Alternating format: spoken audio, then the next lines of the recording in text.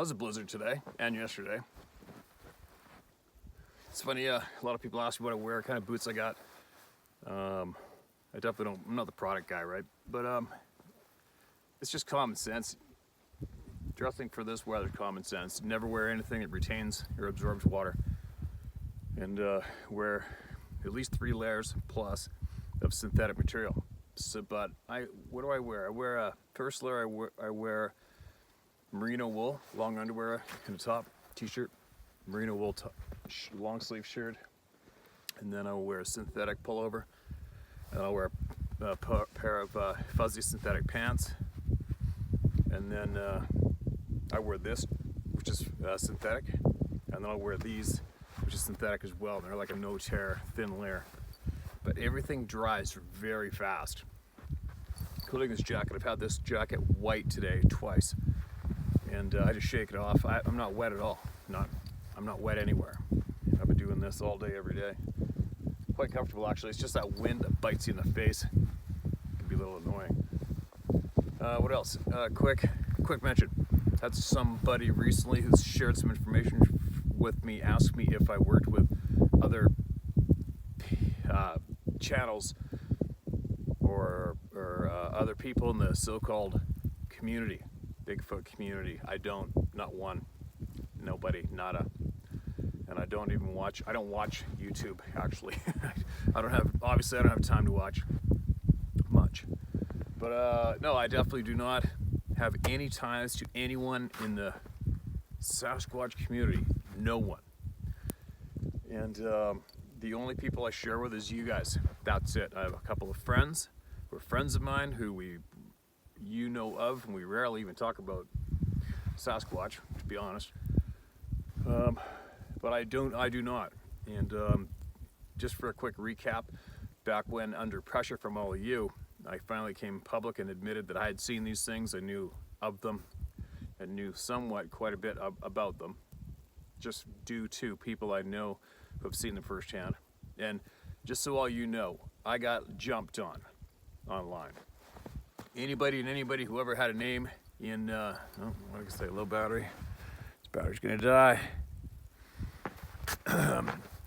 Anybody and anybody who had any kind of a page on YouTube or whatever, or past history with this topic, was desperately tried to get a hold of me numerous times. I had one lunatic from back east. He actually even tried to get a hold of me a couple times, tried to get someone else, a woman, to get a hold of me for him.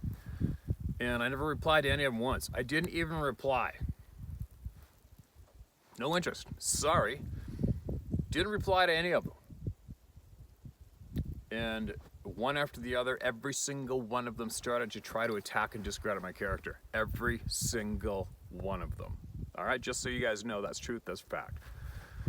Did I reply to any of them even though they were doing that? Not once. Not once. Never mentioned their names online before, previous, after, never have.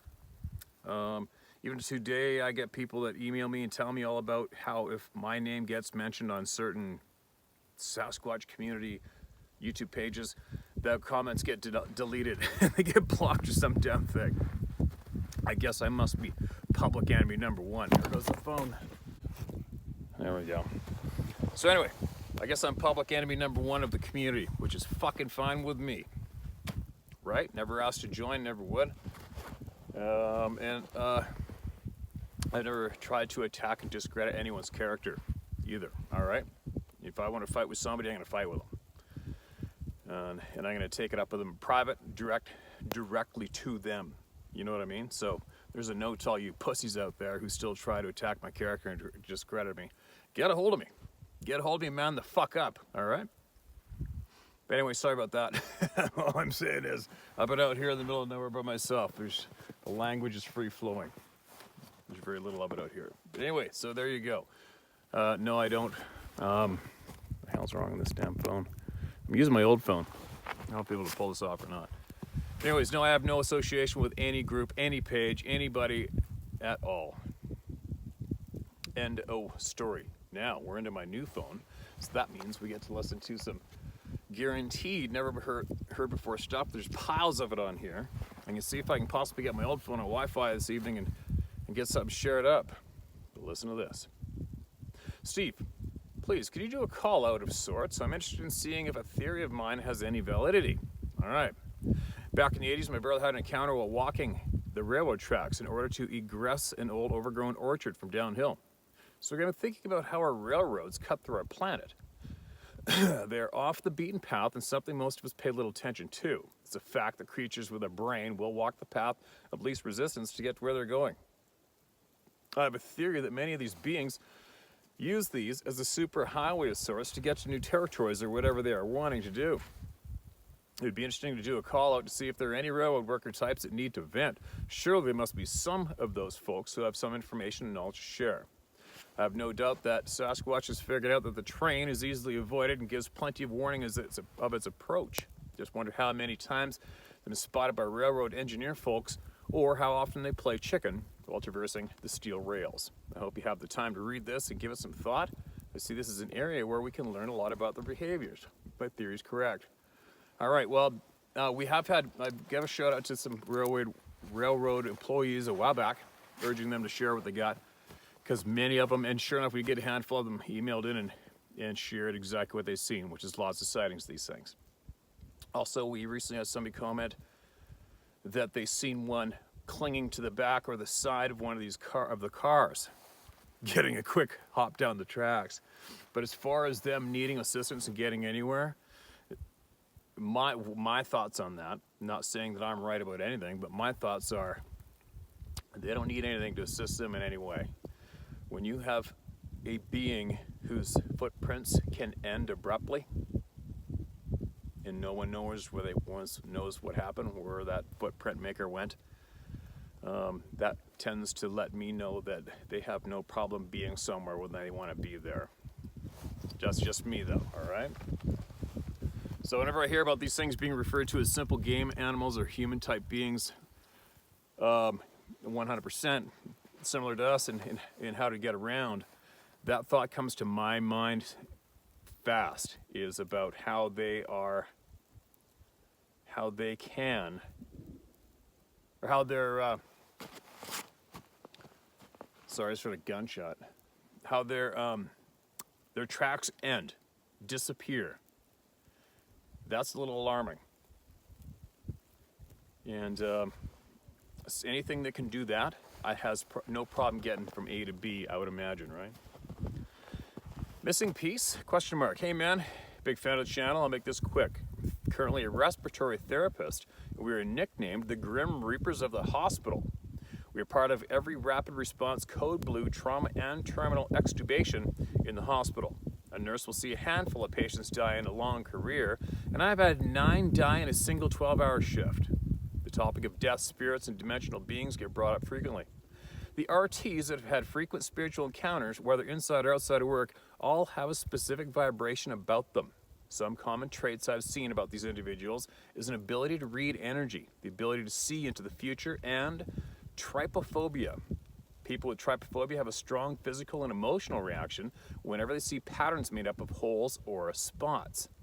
The bigger the cluster of circles, the more uncomfortable they feel. I've been told that having this phobia is associated with having the power to read a person's vibration and predict the future. This power has been known to attract dimensional beings. Maybe another puzzle piece. Steve. Holy shit, Steve. Thanks for that share.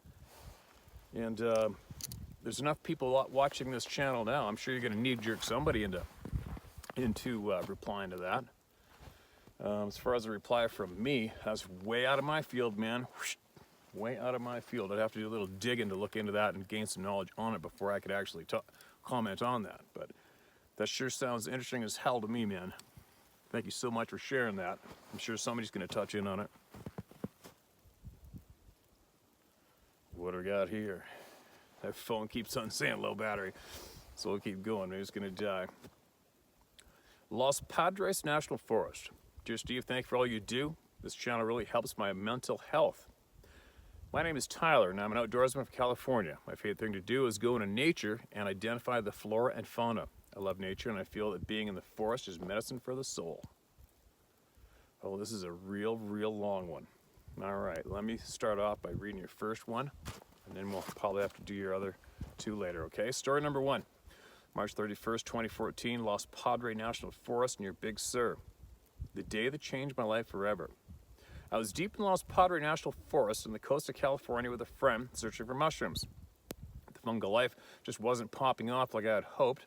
I think it was too early after the rains for the mushrooms to start growing. We decided to hike back 5 miles towards a waterfall to see if it had any flow. This particular waterfall only flows when we get some solid rain. This hike follows a creek the entire 5 miles to the waterfall and is thick with oak, sycamore, California bay laurel, and tons of poison oak. The creek runs into a canyon with steep forested hills on both sides. We arrived at the waterfall to discover it was nothing but a trickle. We were a little bummed out, but decided to hang out for a couple hours to eat our lunch and to look for snakes, turtles, newts, and salamanders.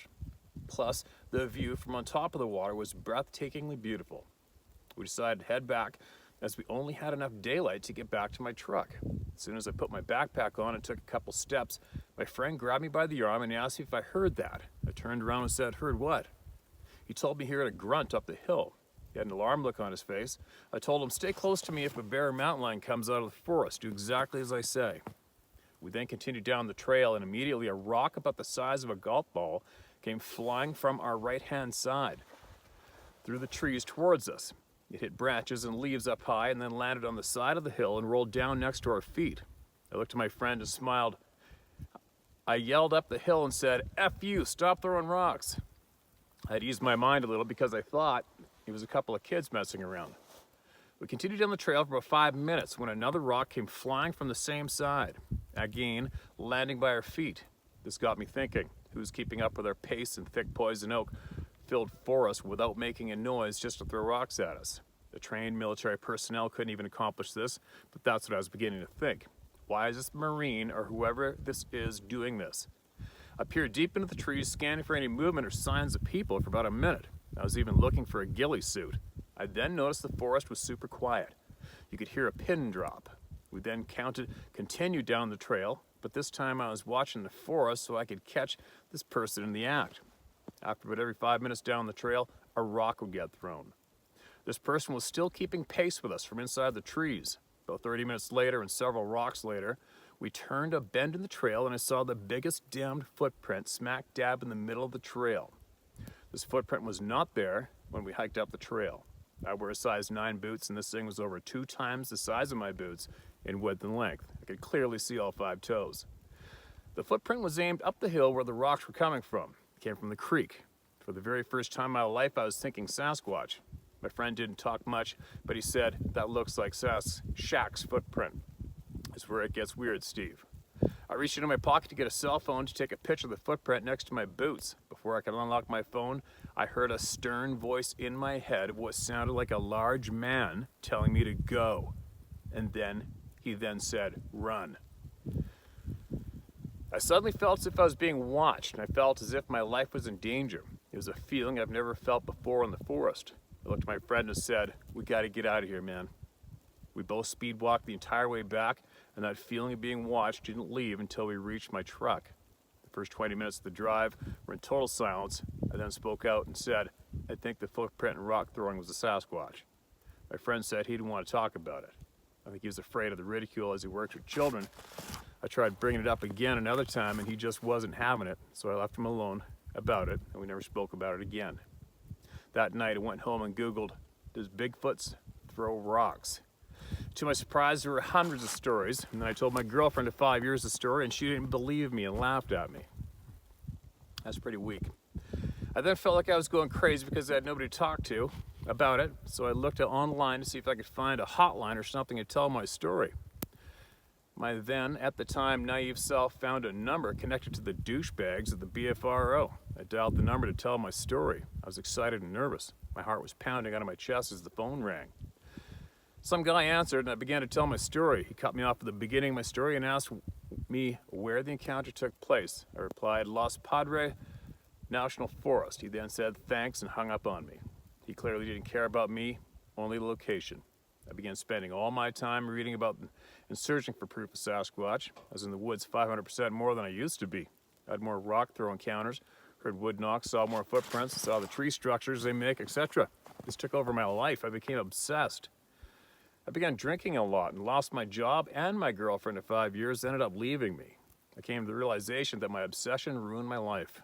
I lost the girl of my dreams because I stopped being a good man to her. I decided to start backpacking as much as possible, as it helped get my mind off her. I backpacked all over the Sierra, Yosemite, and Lost Powder National Forest. Now fast forward 5 years to story number 2. All right, we're gonna leave it there. I think the snow's building up on that phone. Thanks for sending that, man. It's, obviously, you know you're not alone when it comes to people becoming obsessed with these things.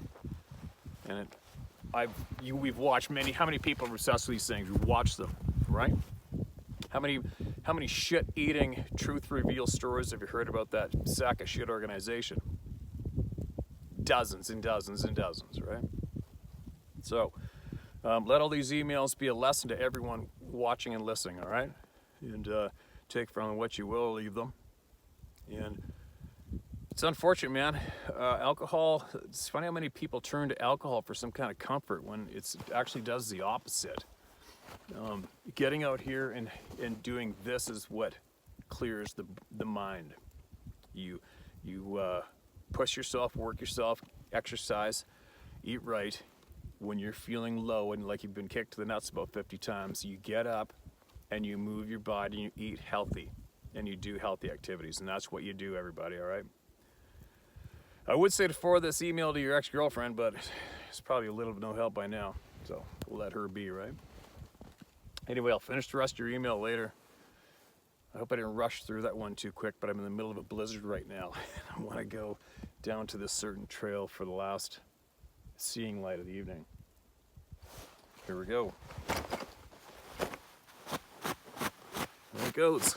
This isn't a waterproof type jacket. It's just synthetic. See that? It doesn't hold the moisture. It doesn't really cling to it. It's good stuff. See you guys in a bit.